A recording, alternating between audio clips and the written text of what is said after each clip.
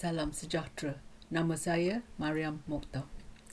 Cerita Pandora Papers ini bermulanya pada Oktober 2021.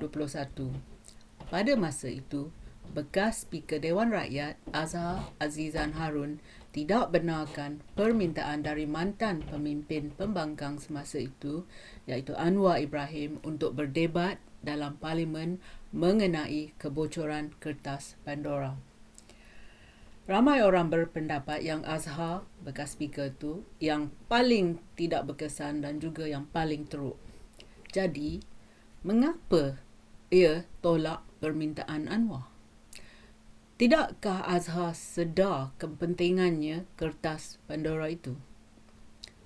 Dia memberitahu Anwar bahawa wang yang terlibat dalam pendedahan kertas Pandora bukan mengenai aliran keluar wang ke akaun di luar negara. Beliau berkata bahawa beberapa saham sahaja yang bukan banyak nilainya dan hanya beberapa pound sterling saja dan bukan berbilion-bilion harganya. Tetapi sekarang Azhar mungkin menyesal menghalang debat itu dan kerana ia telah menunjukkan kebodohannya. Kerana 2 minggu yang lepas, beberapa individu telah dijemput ke pejabat SPRM untuk buat kenyataan berhubung dengan pendedahan kertas Pandora. Inilah saat-saat yang ramai orang Malaysia telah lama menunggu. Jadi soalan yang pertama, bagaimanakah Azhar, yang juga terkenal sebagai Art Harun, tidak faham implikasi dan kepentingannya kertas Pandora ini? Adakah dia melindungi individu tertentu? Adakah dia di bawah perintah untuk menolak perdebatan? Sebelum itu, apa dia kertas Pandora? Dan adakah orang Malaysia yang terlibat? Kertas Pandora adalah dokumen besar ataupun lebih kurang 12 juta dokumen yang dibocorkan kepada Pusat Kewartawanan Penyiasatan Antarabangsa ataupun International Consortium of Investigative Journalists. Maklumat itu datang dari sejumlah syarikat yang membantu pelanggan menubuhkan ataupun menguruskan akaun luar pesisir dan syarikat di tempat perlindungan cukai atau tax haven seperti Cayman Islands, Panama, Dubai ataupun Switzerland. Maklumat ini telah didedahkan pada 3 Oktober 2021. Warga Malaysia yang dinamakan dalam pendedahan itu termasuk bekas Menteri Kewangan Tengku Zafrul Tengku Abdul Aziz, bekas Timbalan Menteri Kewangan Yamani Hafiz Musa, Presiden UMNO baru iaitu Ahmad Zahid Hamidi, anggota Parlimen Selayang William Leong dan bekas Menteri Kewangan Dain Zainuddin. Kebocoran ini bukan hanya tentang kekayaan tersembunyi kerana Pandora Papers ini telah menunjukkan bagaimana orang kaya, orang yang berkuasa, kerabat diraja dan juga ahli politik yang korup boleh mengelakkan membayar cukai. Dari golongan antarabangsa termasuk pemimpinnya termasuk Vladimir Putin dari Russia, Raja Abdullah King of Jordan, Presiden Kenya dan juga bekas Perdana Menteri Pakistan iaitu Imran Khan. Yang lebih penting ialah kertas Pandora juga menceritakan cara orang kaya menipu kerajaan kerana individu terlibat tidak mahu membayar cukai.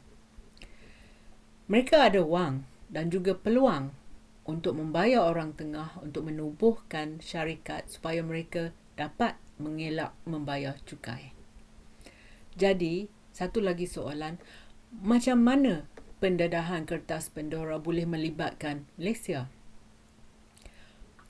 Pengelakan cukai memberi kesan buruk kepada semua orang. Ramai rakyat Malaysia mungkin tidak menghargai kebocoran kertas Pandora ini kerana mereka berfikir bahawa ia tidak ada kaitan dengan mereka. Sebaliknya, ia mempunyai segala-gala kaitan dengan hal ehwal mereka.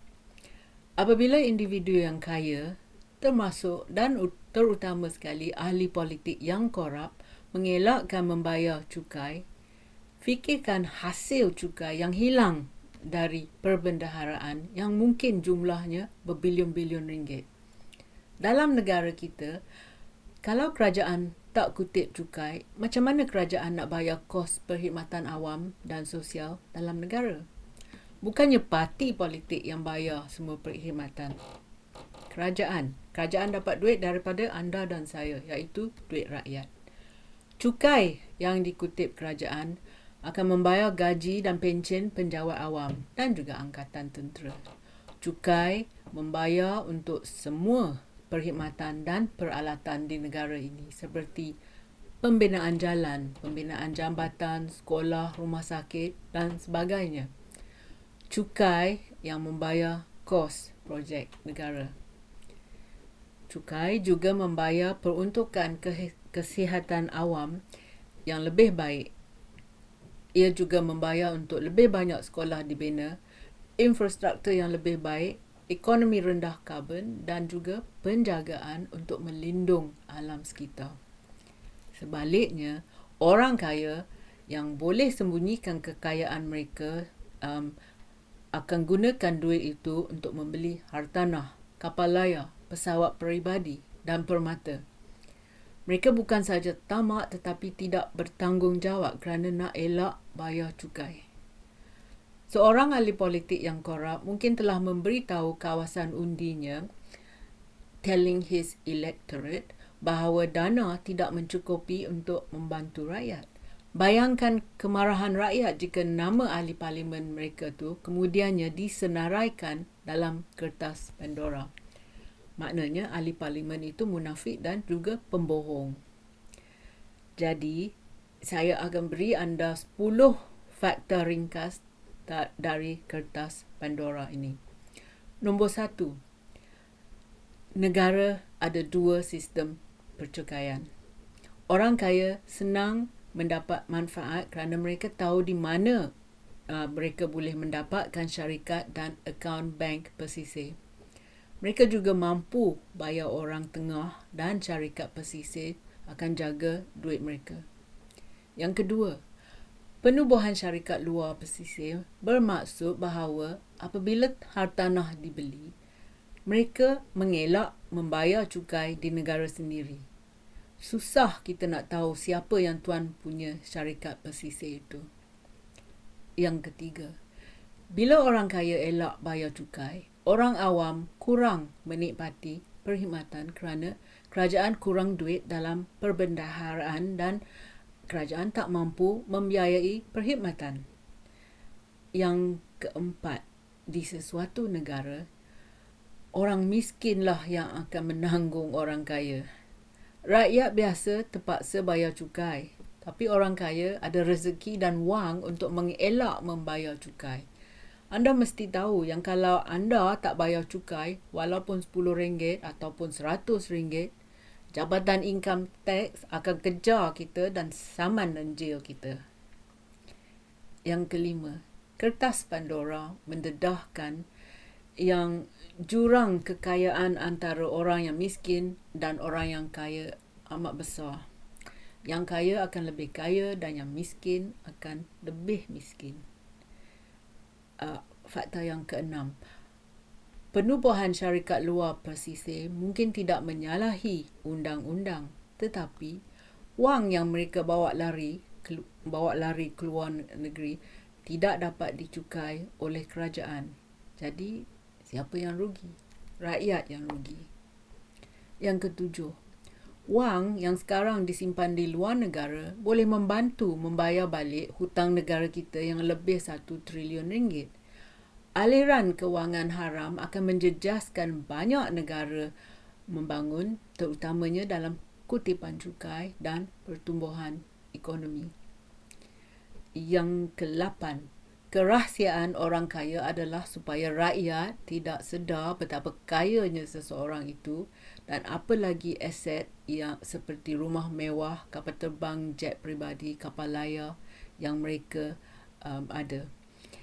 Ini penting jika melibatkan ahli politik atau penjawat awam yang bukan yang hanya dapat gaji dari kerajaan, tetapi macam mana mereka menjadi kaya raya semacam itu. Yang ke-9, Kertas Pandora mendedahkan bagaimana kerajaan Malaysia gagal menyediakan pendaftaran pemilik harta tanah luar pesisir. Dan yang ke-10, tindakan kerajaan ialah ia mesti reformkan undang-undang cukai negara ini. Jadi, apakah kesannya pada Malaysia?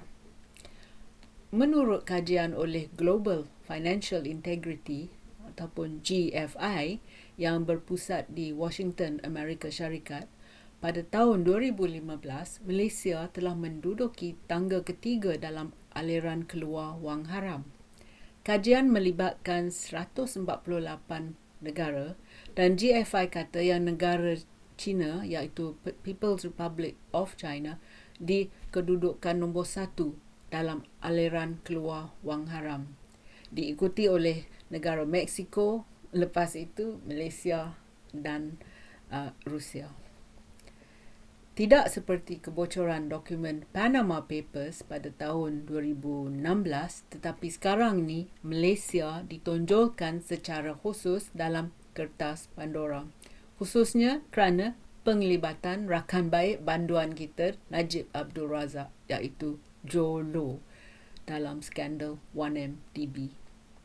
Kajian 2020 oleh Pertubuhan Kerjasama Ekonomi dan Pembangunan ataupun OECD juga melaporkan bahawa sekurang-kurangnya 11.3 trilion duit Amerika Syarikat diadakan di luar pesisir. Jadi, cuba anda fikir apa kerajaan kita boleh buat dengan duit ini. Ia boleh bayar hutang negara, ia boleh bayar perkhidmatan awam dan sebagainya. Jadi, apa patut tindakan Malaysia? Ini peringatan untuk anda. Sebaik saja kebocoran Pandora didedahkan pada 3 Oktober 2021, kerajaan di seluruh dunia memulakan siasatan dalaman. Tetapi di Malaysia pula, kerajaan mantan Perdana Menteri Ismail Sabri buat relax saja. Bahkan speaker masa tu, Azhar Harun, tidak benarkan perdebatan mengenai Kertas Pandora. Mengapa ya? Tetapi sekarang, Kerajaan Perpaduan Anwar Ibrahim sedang menyiasat individu yang ternama dalam senarai Kertas Pandora. Kita harap kerajaan akan mengkaji bagaimana cara nak menamatkan penyalahgunaan kewangan luar pesisir. Terima kasih kerana sudi menonton. Jumpa lagi. Kalau anda suka video saya, sila tekan like dan subscribe pada channel YouTube saya. Pertimbangkan menyertai laman Patreon saya. Terima kasih.